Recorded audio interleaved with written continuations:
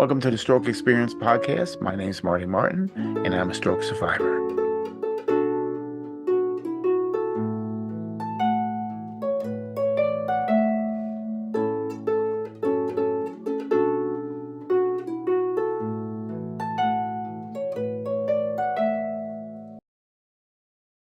Welcome to another episode of the Stroke Experience. I'm Marty Martin, and this is episode Tech 5. I'm calling it 5 because episode 4 was really an interview, so it wasn't as much, but that was still an episode. Episode 3, we did the rehab hospital. So just to recap, 3 weeks. So I was in the ICU for a week. 3 weeks in the rehab hospital, and a lot was going on, a lot of adjustments, getting used to all the different little adjustments, about, the paralyzed arm and leg and all that, and the speech therapy, occupational therapy, and the physical therapy. And so that went on, a lot of changes going on. They're trying to get you standing up because initially, like, I wasn't able to stand. And just briefly, by the time I was getting out of rehab, I was briefly able to stand because they were going to have me go to outpatient therapy from the rehab hospital. Of course, I'm going home first, but so that was going on. So a lot of behind the scene things going on. Is, they were getting me set up with a hospital bed to be delivered home, the bedside commode, and then some other little things going on, and just making sure everything was straight with insurance and so forth. So that's what was going on there. During the 3 weeks, we had visitors. So that was going on, and I tell you about my grandmen coming to visit me, so that was a Hi, highlight. Levi. And then the day comes to get out of there, they call graduation at the rehab hospital. They give you a certificate, and they give you a T-shirt and say bye and everything like that. So that goes on. So I was getting out there Tuesday morning and heading home. So got outside to the car, wheelchair, did the transfer with the slide board because I'm not able to stand. So that was the first real experiment with, okay, some of the things they show you how to do, actually doing it. Um, of course, in the rehab hospital, like the bathroom breaks and stuff, like, they did this. We do the slide board in and out of bed, and on the toilet too. So, but the actual getting in the car part and getting out of the car part, that was the first practical exercise, I would say. I got in the car. It was still March. It was like end of March, fresh air. So that was pretty different. And so got home. And it was not. Getting home was nice. It was welcome home. The grand boys, they had done these nice little posters for me. Welcome home, pop pop. So that was nice too. So, but getting home, there are adjustments that are going to go on. So you have to look at the adjustments and so forth. So when you get home, or things you're going to have to need. Now, some of you already got. You got your wheelchair already, and you got the gait belt. I talked about it before. The gait belt that you're wearing all the time. I was wearing it. If you're up during the day, even in your wheelchair, you wear the gait belt because if you move out of the chair, you need someone holding on to you. Okay, so we have that. We have the transport board, your hospital beds there. Um, Other things, okay, a bathtub bench.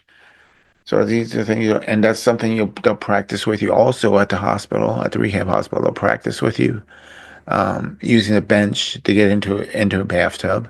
How to do the shower. So you practice that, learning how, because you're gonna find out, depending on your bathroom setup and so forth, there's all sorts of angles and twists and turns. And again, because you can't use the left side, you're having problems.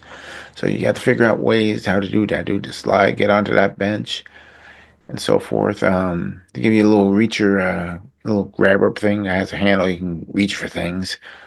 Blood pressure. You probably, if you're like me, diabetic, high blood pressure, you're gonna need your little glucose kit and your blood pressure cuff. Check your blood pressure regular and so forth. So, pill boxes. You probably might be on a lot of pills still, and there's probably 20 other things. So depending your house, your apartment, where you set up, you might need grab bars in the bathroom because we were in an apartment, so we didn't have any grab bars like that. So there's that. There's also little things of like, okay, you get home, you get the wheelchair. Like where we're at, we had a couple big steps to get to the apartment. Out in the breezeway, there's a big step and then another step at the doorway. So we thought of this after we got home a few days. One of the kids said, "Hey, what about ramps, portable ramps?" And so we looked and see it. So these little portable ramps that we got, so we could wheel me out instead of having to carefully maneuver the wheelchair over those steps. Because that wasn't going to work on that first step. It was just really steep. But anyway, so portable ramp is another thing you might need to get depending on it. And the wheelchair. So okay, you get home, you wheel off into the bedroom or the bathroom, and it was okay. The wheelchair would go into the bedroom, but it took a lot of angling. But the bathroom wouldn't get in there. The door was too narrow, or the wheelchair was too wide. So there's little things like that you have to figure out. And the handrails, the grab bars, we figured out a month or so later. Said, hey, maybe we've got some grip for one in there. So I couldn't get into the bathroom for a couple of months because I still wasn't able to take a lot of steps or anything standing, you know. And then once you get in there, what are you gonna do? You're stuck, you know. So these are things you're gonna have to adjust or figure out how to adjust to those things. Just a few, but you know. And there's other things too, you know, like say, you know, the wheelchair not fitting in the bathroom. So one thing's we came up with, one of the kids came up with the idea of they've got these extender hinges. They're called extender hinges. So they took the doors down, put these different hinges on that extended the way the door frame worked, so a wheelchair could go through. That was pretty marvelous, or whatever we want to call it. So that worked out. The other thing, we you know we had the grab bar guy, and that's his business, come in and put grab bars, and he told me if I wanted to wait at a time, the VA, if you're a veteran, they'll put those in, and they only take a few weeks to a month to get somebody out there to do it. But we didn't want to wait. We'd already been, you know, having problems getting in there with the bathtub and everything else. But anyway, that's something to remember. I mean, if you happen to be a veteran, you know, the VA will give you the bars for free, so and get them installed. Even a ramp if you have a house and need a ramp. So those are some of the things they'll do. Still getting home, and I'm gonna go to rehab for therapy. But one of the lessons I found later, as I did get to where I was able to stand up and take steps, everything I'd done so far, like at the rehab hospital, and when I would start, and the next day I'll be going to outpatient therapy, the floors were solid concrete tile floors. Okay, but at the house, the carpet. The first time I tried to take a step on that carpet, it wasn't happening. And again, that's why in the book, at the part in the book where I said the floor feels different, it feels different. It feels really weird and offsetting, off balancing everything. So that's because everything's still very sensitive. Everything's still not working right. You got a lot of nerve pain, nerve tinglings going on. And that's another thing you get through while you're still in the rehab hospital. You know, you know, if you tap your foot or arm a certain way, you get nerve pain, the pins and needles, the shooting pain. Uh, so this is all things that are going on. And that's the important thing for family members to think about because you're not feeling the pain, but the stroke person is. So like one of the first experiences at home we had, you know, because I'm in a wheelchair, so my wife, she'd help me put my socks on, you know, because I can't reach or I can't, you know, because I only have one hand, you know, so I can only do that. But so she's taking my sock off one night, you know, lifts my leg up, pulls the sock off, and then lets my foot fall, which normally that's a not normal thing. You put your foot down, but she, I call it you dropped my foot, you know, but unfortunately, the nerve pain that happened with that drop was undescribable, I could say. I mean, it's a very severe nerve pain. So it makes you cry out. And it's like, you know, so that's something. So, and, you know, when the nerve pain is still going on, that's things to be aware of. Okay, even a tap on the shoulder might shoot nerve pain, you know. So these are just little things that the awareness of nerve, and eventually the nerve pain will go away, but still everything's still working in there. So you just got be aware of that. Again, okay, so the floor thing, yeah, walking, that's different. There's a fatigue factor. Okay, tiredness is normal. The doctors told me that. Because once I got home, I was sleeping 10 hours a day. Um, go to bed at, depending what time, of course, I'm getting ahead of myself now, but there's the fatigue factor. Your body's going through a lot of self-repair, plus all the activity you're doing in the day. Up until this point, like at the rehab hospital, you were doing stuff every day, and that's kind of tiring. So once you get home, you're going to find that, okay, you're still going to be tired because you're going to rehab every day, outpatient therapy. And so, that's just some of it. But, the other thing you might have is spasms and spasticity. There's a lot of definitions of spasticity, but, one of the short ones is the tendons and muscles and joints and everything constrict. And then you have these, spasms too. So, and that you got two different, like having spasticity where, okay, you're holding your arm up, maybe a little higher because of the muscles, but then there's the part of where you have these spasms where nerve pain is associated with it. Some spasms that just tighten up. The leg might tighten up, your arm might tighten up. Like, I would notice at night, my left arm would go up like this when I had a spasm. You know. And sometimes there'll be a little nerve pain associated with in the hand and the wrist or something, other times not. So that was just something. Same thing with the leg, you get the spasm in there and you get this shooting nerve pain down in your feet or something like that. So those are some things you might have to get used to and get it does go away for the most part, but the spasticity seems to stay. Again, and this depends on you and your situation. But for me, spasticity couple 2.5 years later. I'm doing these like 2.5 years later, but it's still there. So there's different remedies. You can experiment with different things. My experience is not the only experience out there, so there might be other people that have more success, but still, it's there. So you got all that going on. Um, I mentioned another part I mentioned in the book was a toddler effectiveness and recovery.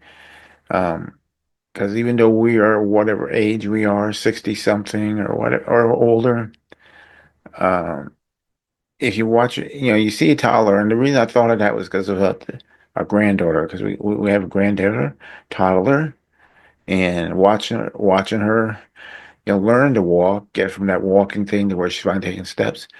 It's what we're like. One of the doctors, my daughter reminded me of that hey, one of the doctors actually told us that we're like toddlers because we're learning to walk again.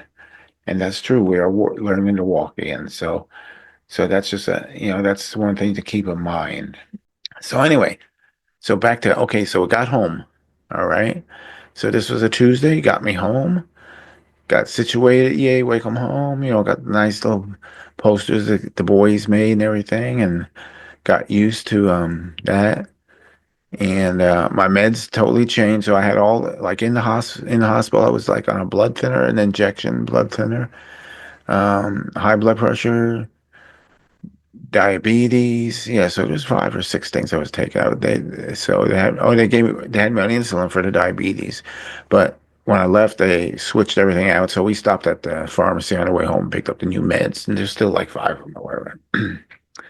We had something for spasticity, metformin for diabetes, and we had like 3 different blood pressure medicines. And there was a schedule on to take them and all that. So you need a pill box for all this stuff too. So that was going on that first day. So, and so the first day went, and then the next morning, um, so I took my metformin that day and next morning like I was supposed to. But then the next day, we're ready for me to go off to outpatient therapy.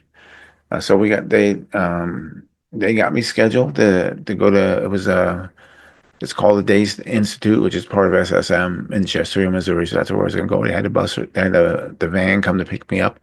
So 7 a.m. Kids, they rolled me out there, got me out in the parking lot for the van. Got in the van and started heading off. I'm getting ahead of myself, but this is how the first day home or the second day home, get heading out to therapy. So van took off. We're on our way. Within a minute up the road, I'm like very nausea. Uh, there was no bucket or anything in the van, but I was able to hold it in. But I got emotion sickness, whatever we're going to call it. So a lesson there about medications: make sure you talk to the doctor and everything about what's going on. So so I wasn't able to take the bus anymore. I ended up had to ride in the car instead of the van for whatever reason. Well, the reason we found out later, but this was like 3 weeks, 3 weeks later probably. And I went to see a doctor, explained to him what was going on with that part, but also with the appetite. I wasn't able to eat. Um, I was able to eat things like milkshakes, ice cream, soup, um, crackers, things like that. But that was it. Sitting there with a regular meal. I was kind of in kind of repulsive situation. I had a little when they gave me a meal at the table at home and for dinner. They had to give me my little red Solo cup just in case, because I had a gag reflex from eating just real regular food. For about that month there, I was eating probably milkshakes for dinner or soup or something. And we would try grazing on real food, wouldn't work. Um, at the rehab, outpatient therapy, you brought your lunch. So I was able to do things like the little tiny Dinty Moore chicken and dumpling cups or a little cup of fruit. I mean, that was pretty, that was what, and crackers, peanut butter crackers. So that was what I was kind of eating for a couple, 3 weeks till I got the doctor. And then told the doctor what's going on. He kind of smiled at me. He said, well, I could see that the metformin is not just for diabetics. It's also prescribed for people who lose weight. So maybe, you know, and so, okay. And the other issue I had is I hadn't had a bowel movement in like 10 days. And he said, well, you're not eating. So, but he sent me over to get a ultrasound thing. Yeah, ultrasound on the stomach. Make sure there wasn't a blockage or anything. And there wasn't. But within like 2 days of off the metformin, things were getting back to normal. So I guess the lesson, I guess the point of what I'm trying to tell you is a lesson about, okay, check with the doctor about metformin if you're having issues or anything like that. So anyway, so that's a short story. In episode 3, I think I mentioned about the emotions. So you're home now, so the emotions, everything's working different. You may react unintentionally, happy, sad, mad, whatever the case is. You might have a real outburst. Um, and like I said, I mentioned in the other episode about we're watching a movie. Me and my wife were watching a movie, watching Father Stew. And she looked at me and said, are you crying? And I said, well, I guess so. And I'm not a movie crier, so it was very odd. And, again, the emotions, so your wires are all crossed and everything. And and I used what Mark Wahlberg in the book, and no disrespect intended. Because one of the comments I made was, of all the movies we having a cry moment at is a Mark Wahlberg movie. But that was a good movie. It was somewhat emotional. So there you go. So anyway, okay, enough of that. Um, so I'll finish up here, and the next episode I'll talk about outpatient therapy, actually going in there and how everything kind of fell into place. But in the meanwhile, if you're watching this on YouTube, I got links in there, some of the different things we ended up getting or buying, that seem to help out too. So other than that, I'll let it go for now. And so hey, thanks for watching, and just keep a positive attitude. I mentioned attitude in the other episodes in the book. Positive. You got to keep a positive attitude. Don't, and you got to just get rid of all that negative that's going on. Yeah, you've had something happen, but you gotta stay motivated and keep going. So with that, I will let it go for now, and just, hey, stay positive. All right.